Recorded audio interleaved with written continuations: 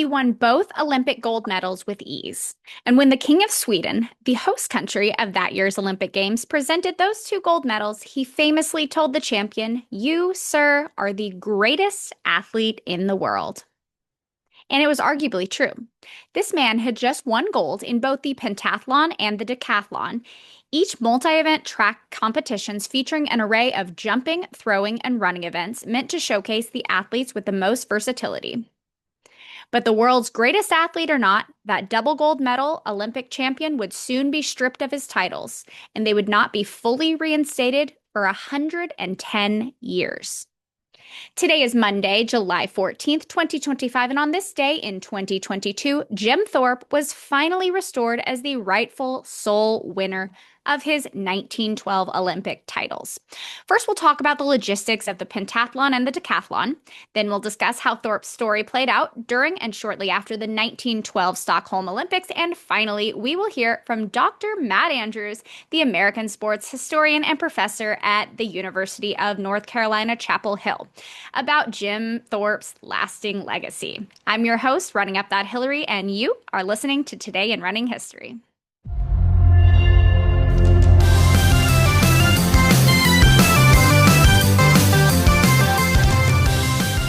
Okay, so what's a decathlon? This is a 10-event competition within track and field that happens across the course of 2 days. The 1912 Olympics was actually the first Olympic appearance of the event, and it has been part of each one since. On the first day, men compete in the 100-meter sprint, the long jump, the shot put, the high jump, and the 400-meter race. And on the second day, they run the 110-meter hurdles, compete in the discus throw, pole vault, and javelin, and then end the day with a 1,500-meter race. Athletes receive points depending on how they perform during each event, and the man with the highest score at the end of the 2 days wins. And here's a not-so-fun fact about the Olympic decathlon. To this day, it is the only track and field event in which there is no women's equivalent. Instead, women compete in the heptathlon, which, like the decathlon, includes the high jump, shot put, long jump, and javelin, but on the running side features the 100-meter hurdles, 200 meters, and 800 meters.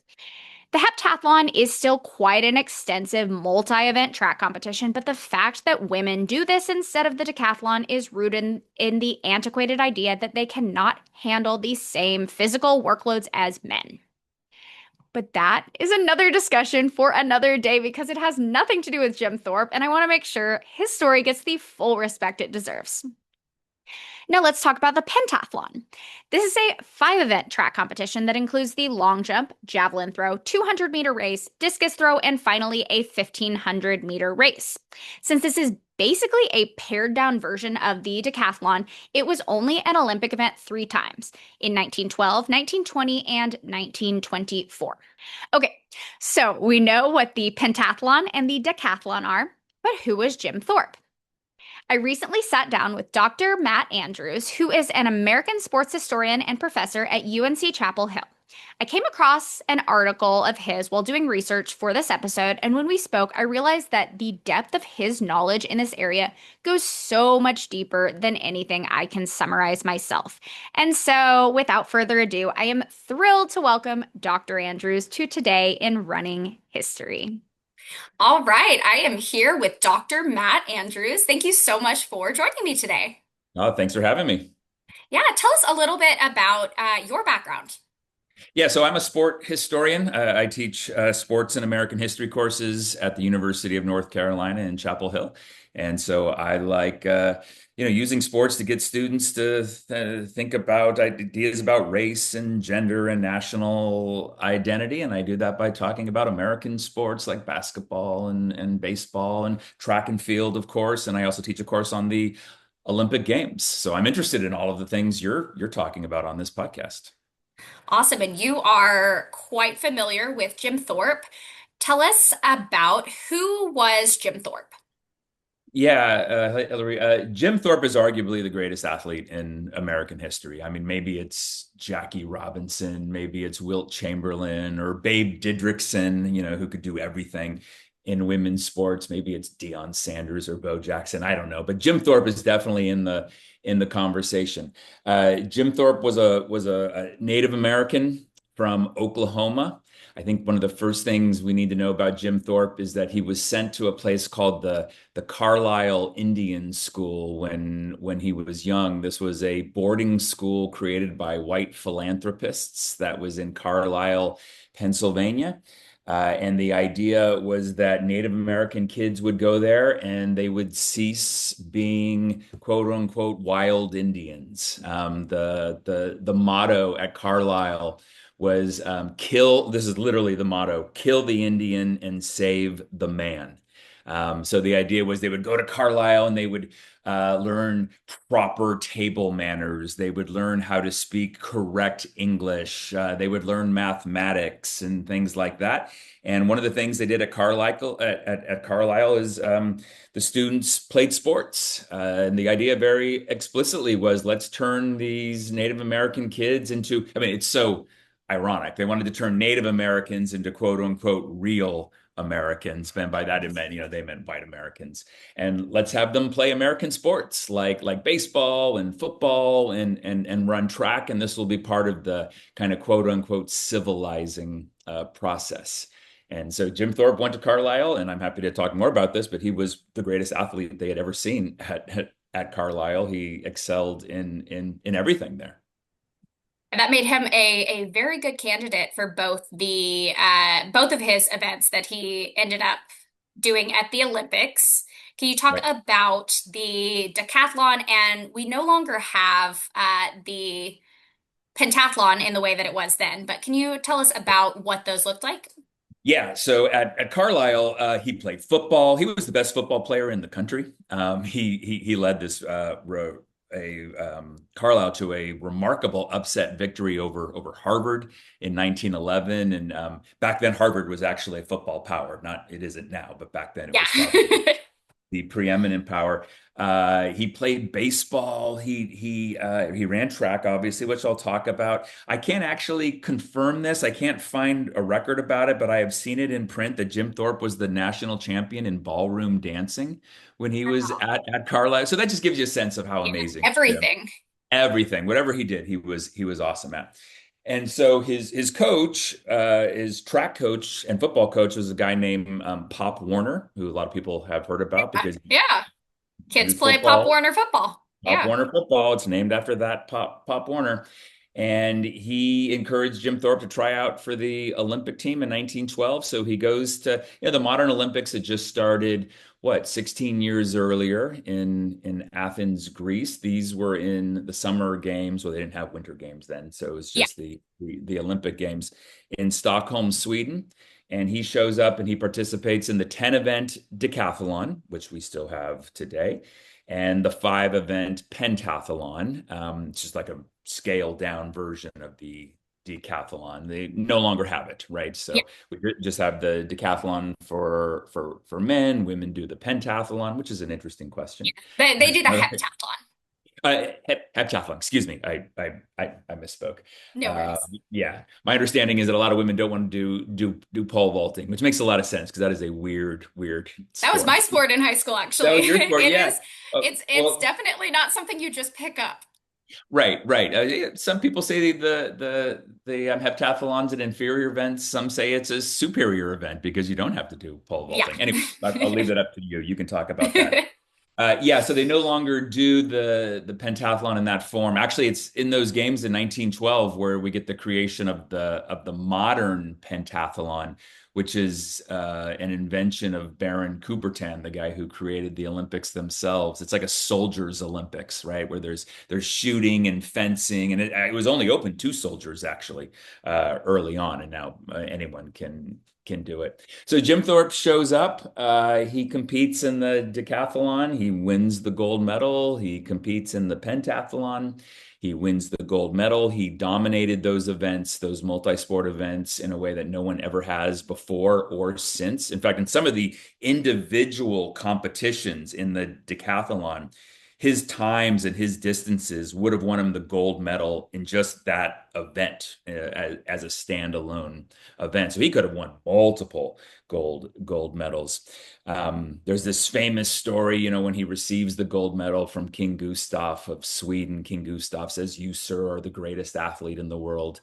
to which Jim Thorpe supposedly says, "Thanks, King." Um, story meant to suggest his simplicity and kind of American shucksness or I something love along that. those lines. Yeah, for the record, Jim Thorpe says he didn't actually say that. And so there are a lot of stories that are out there that were invented about Jim Thorpe and American athletes, and that may be one of them. And so, Jim Thorpe, this we can't lose sight of this Native American athlete.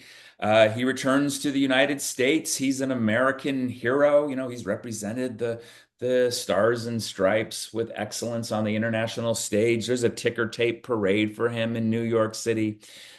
He comes back to Carlisle. He leads Carlisle to another shocking football victory over Army, another football power.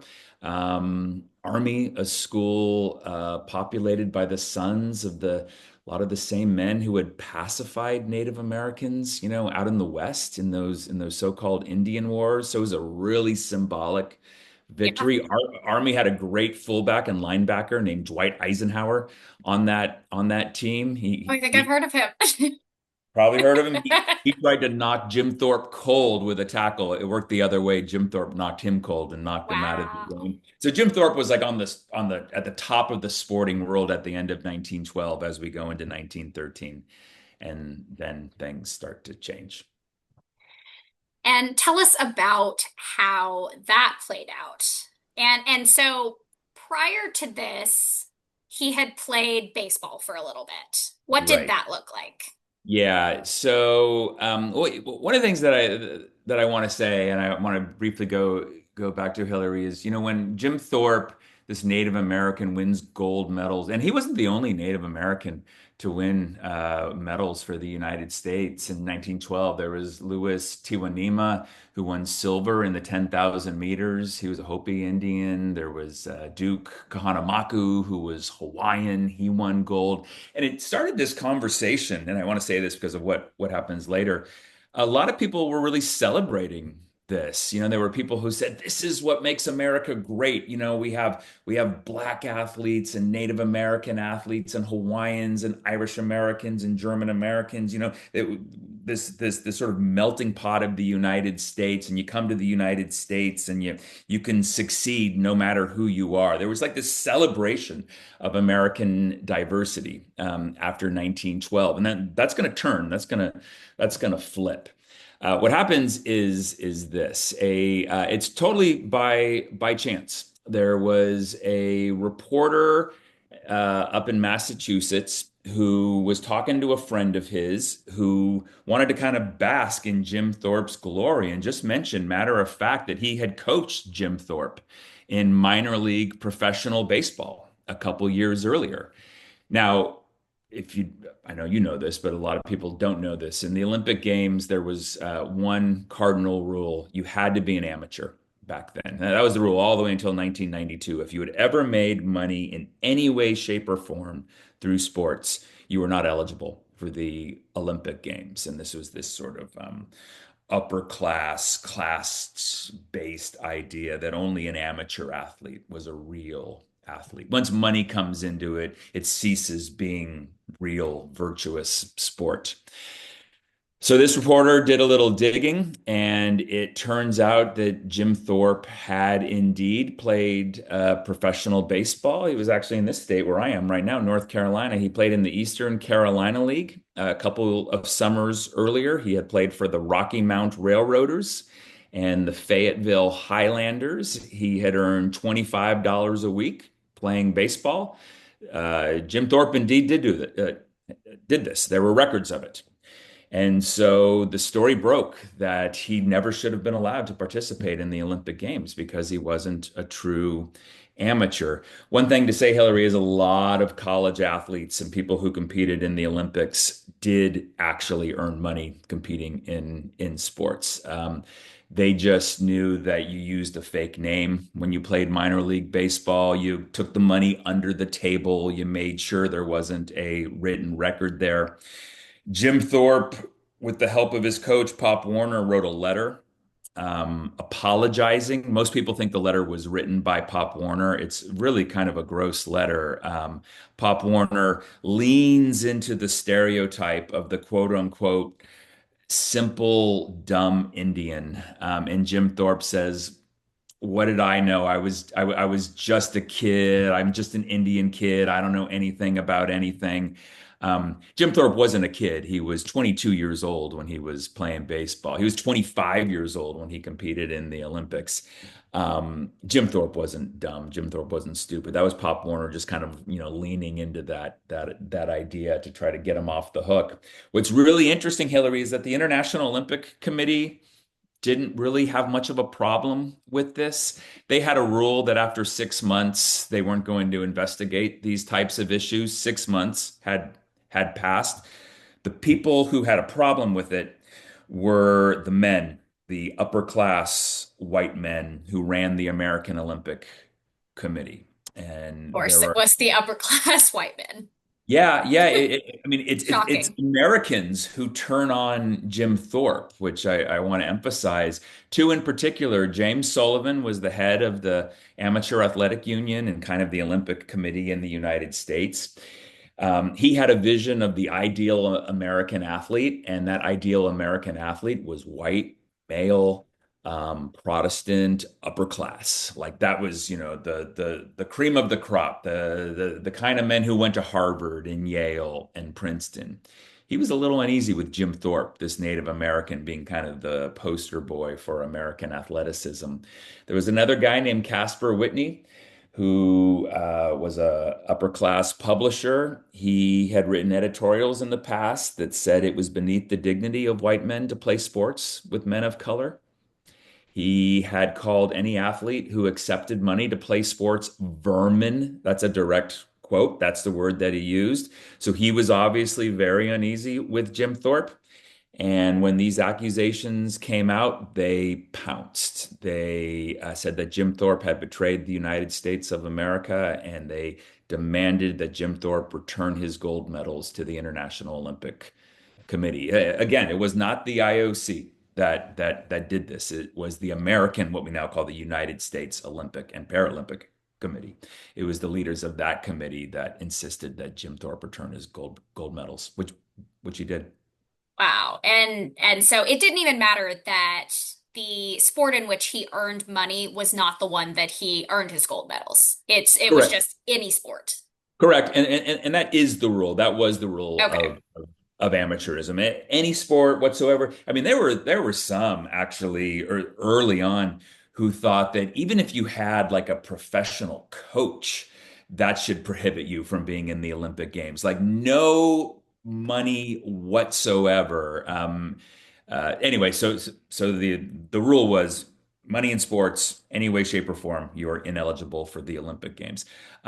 Yeah. So again, he had broken the rule, but the thing that I think is important he's the first one. He's the first Olympian who's forced to relinquish medals because of breaking the rule of amateurism. I know you must on this podcast talk about Paavo Nurmi.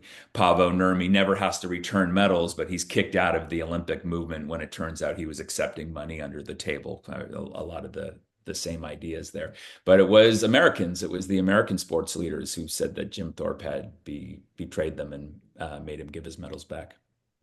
And how did that affect Jim? You said he did return the medals. What was the impact of that? Well, it's hard to know exactly. I mean, the rest of the story is this. Jim Thorpe goes on to make money in sports. He's not allowed to stay at Carlisle anymore because you have to be an amateur to play college football Sure. as well. He goes on to play Major League Baseball. Actually, he was a decent player for the New York Giants, New York Baseball Giants for a few years. He played professional football. He was an early member of this brand new football organization in 1920 called the National Football League. Well, I wonder if they did anything. You know what they did? Actually, it's interesting. They made Jim Thorpe the first commissioner of the NFL. Really? Yeah, Jim Thorpe is the first commissioner of the NFL, and he's Wow. only because people knew the name, and the NFL Sure. was like, here's a big name. Let's make him in charge. He wasn't really in charge. He was just sort of in in title.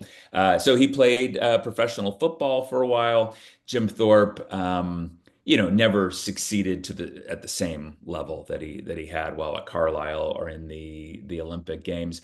And then there's a long, slow decline. Jim Thorpe moves to California. He's in movies in Hollywood. He usually plays the role of the simplistic Native American in a lot of films. There's Jim Thorpe, but he doesn't really say anything. He doesn't really do anything. We know that Jim Thorpe became kind of very bitter about the way he had been treated. We know that he succumbed to alcoholism, and he pretty much died from that in the early 1950s. And so at the time of his death, he tell us about kind of where he was then. Well, he was bitter. He was Sure. bitter by the way he had been treated. It was just kind of one of these cautionary tales in the world of sports. I think a lot of people spun it as, or I know that a lot of people kind of spun it as, this is when someone who comes from nothing gets too much too soon. It's kind of the same narrative we actually see all the time. People talking about basketball players today. There's a definite racial angle and component there. So he dies never having been given his medals back. He dies with his name erased from the Olympic record book. The IOC did do that, at the bequest of the AOC, the American Olympic Committee. They removed his name for the record books. When the accusation was made and he gave his medals back, the IOC named Hugo Wieslander, who had won the silver medal. They named him the new gold medalist. There are conflicting stories here, but it seems as if Hugo Wieslander refused that gold medal. He said, "That's Jim Thorpe's medal. I did not win this event." And then so if you had looked at the Olympic record book as late as like 1982, it said that the winner in the decathlon, for example, was Hugo Wieslander of Sweden. Jim Thorpe's name was nowhere to be found. Now tell us what happened in 1983. Yeah, so at the start of the 1980s, the International Olympic Committee was beginning to rethink, and this decision definitely falls in that context, beginning to rethink their longstanding prohibition on amateurism. They had a new president of the IOC, Juan Antonio Samaranch, who had a much more modern idea about sports. He thought that perhaps professionalism should be allowed in the Olympic Games. Professional athletes should be allowed to compete. Part of the reason is it's in the 1980s. The IOC started to make a lot of money on the Olympic Games. That's because of television, and it started to seem a little hypocritical that everyone was making money in the Olympic movement except the athletes. So they thought maybe we should loosen the reins a little bit there. And it's in that context that the IOC rethought what they had done 70 years earlier to Jim Thorpe. And so the decision was made with Jim Thorpe having lived the end of his life in Los Angeles and with the Olympics coming to Los Angeles in 1984. Let's kind of do this public relations thing and let's reinstate Jim Thorpe's name in the record book. Let's declare him the co-gold medalist in these two events. They didn't go so far as to solely reward him, his rightful place as gold medalist in the events. They made him the co-gold medalist in the decathlon and the pentathlon. It was kind of a strange halfway measure, and they gave duplicate medals to members of his family, and that ended Original up medals were still with either the other guy. Eastlander, although there's a story that he donated them and they were stolen from a museum. Be honest, Hillary, I can't figure out what Sure. the true story is, but Yeah. the Thorpes did not have them. And so as of 1983, you'd look in the Olympic record book and suddenly Jim Thorpe was back and he's there as a co-gold medalist in those two events. So it was a halfway restitution in some ways. And it was another 39 years after that Mhm. until 2022. And can you tell us about how Mhm. that played out? Yeah, the IOC is really interesting at rewriting history. They're in charge of the record books, so they can do whatever they want. I guess. Once again, I think context. I'm a historian, so I always say historical context matters here. Sure.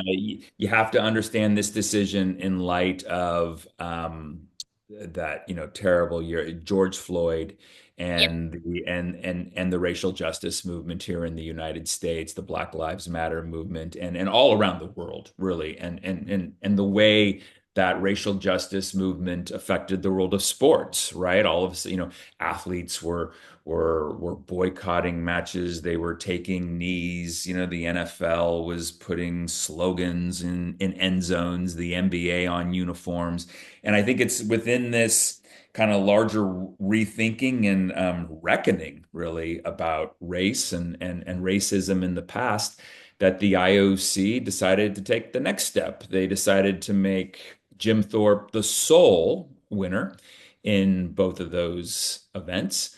Wieslander's name was then dropped from, his co-gold. He goes back and forth, right? He's the silver medalist, and he's the gold medalist, and he's the co-gold medalist, and he's dropped back down to silver. And so what happened in Stockholm in 1912 becomes officially what has happened now. You get on the IOC's webpage, you can find the results for any event in any Olympics, and it currently has Jim Thorpe as the sole gold medalist in both of those events. Again, very much done in response to what was happening in the world and people thinking about ideas about race and racial justice just 3 years ago in 2022.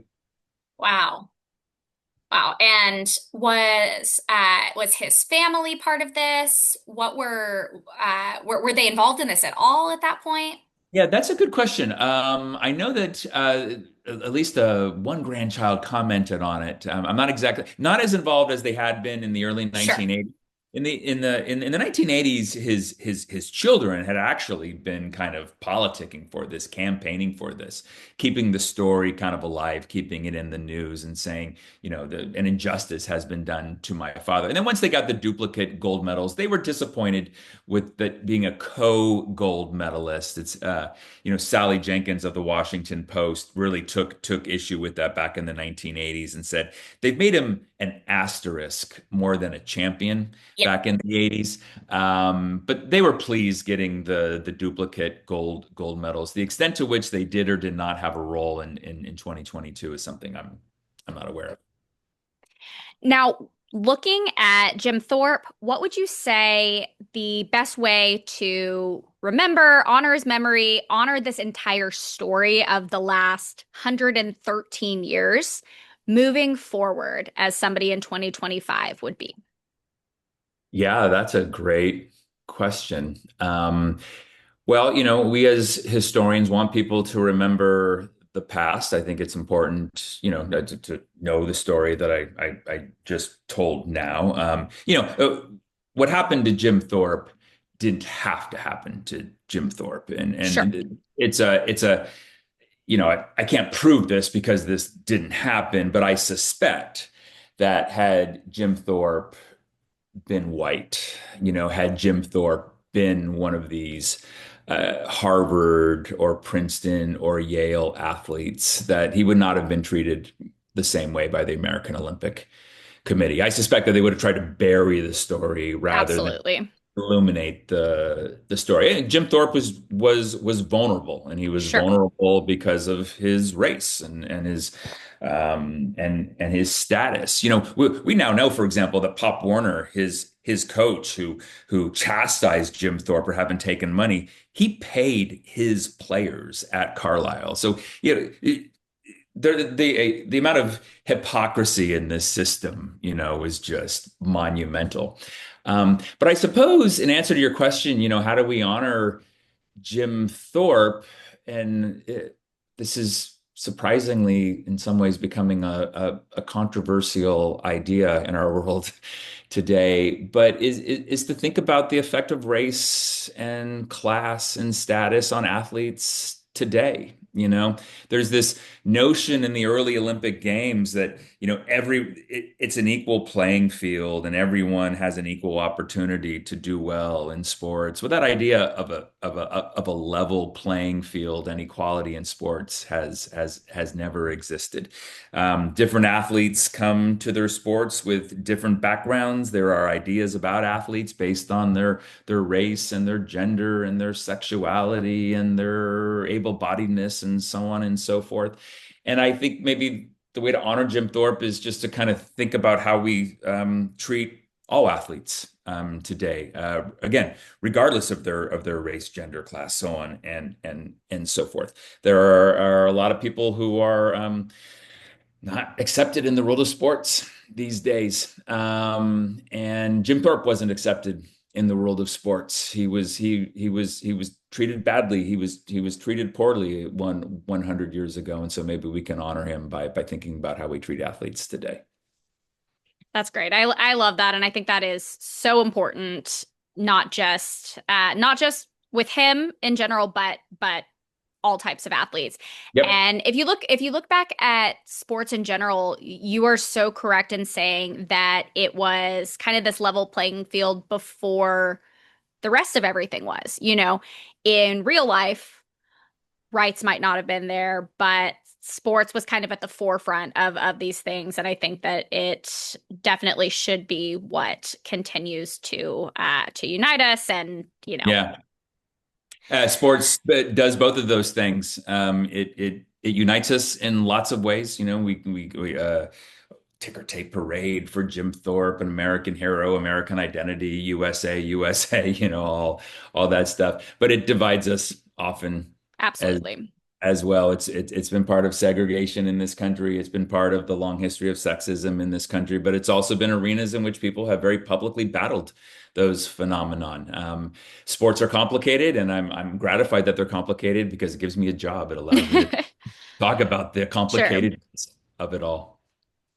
Great. Well, thank you so much. Is there anything else that you want to say about Jim Thorpe or about anything that has transpired around his story in the last 113 years? Well, Thorpe is the kind of the poster man, for this larger story about amateurism in the Olympic Games. I think it's such an interesting story, and when I teach my Olympics course, my students are like stunned to find out that you could never have made money and competed in the Olympic Yeah. Games. Now it's all, we've got the dream team, and you're given money if you win medals now by most national Olympic committees.